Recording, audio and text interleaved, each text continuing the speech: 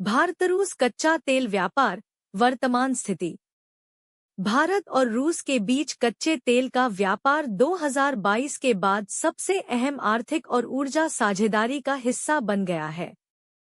Ukraine युद्ध के दौरान पश्चिमी देशों ने रूस पर भारी प्रतिबंध लगाए, जिसके चलते रूस ने भारत जैसे बाजारों की ओर रुख किया ताकि उसके ऊर्जा निर्यात को बनाए रखा जा सके।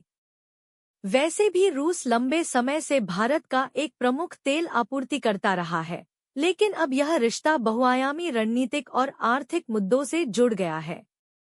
रूस अभी भी भारत का सबसे बड़ा तेल आपूर्तिकर्ता है और कुल कच्चे तेल के आयात में इसका हिस्सा लगभग 30% से ऊपर है। इसका कारण यह है कि रूस अपने क्रूड पर बड़े डिस्काउंट देता है, जिससे भारतीय रिफाइनर सस्ते इनपुट प्राप्त कर पाते हैं।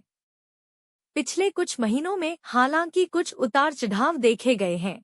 कुछ महीनों में आयात में गिरावट, तो कभी रणनीतिक बदलावों के बीच रूस से तेल आयात में फिर से बढ़ोतरी।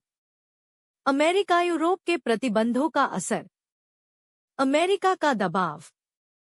अमेरिका ने रूस से तेल व्यापार को कमजोर करने के लिए कई कड़े प्रतिबंध लगाए हैं, जिसमें रूस के प्रमुख तेल कंपनियों पर प्रतिबंध और उन जहाजों पर पाबंदियां शामिल हैं जिनका उपयोग कच्चा तेल ले जाने में होता है। इन प्रतिबंधों का असर यह हुआ कि भारत पर भी दबाव बढ़ा कि वह रूस से तेल आयात को कम करे।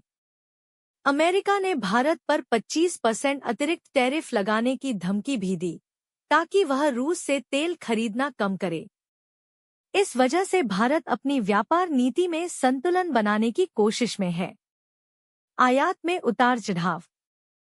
कुछ रिपोर्टों के अनुसार भारत का रूस से कच्चा तेल आयात पिछले कुछ महीनों में काफी हद तक कम हुआ, कभी 10% तक गिरावट दर्ज की गई।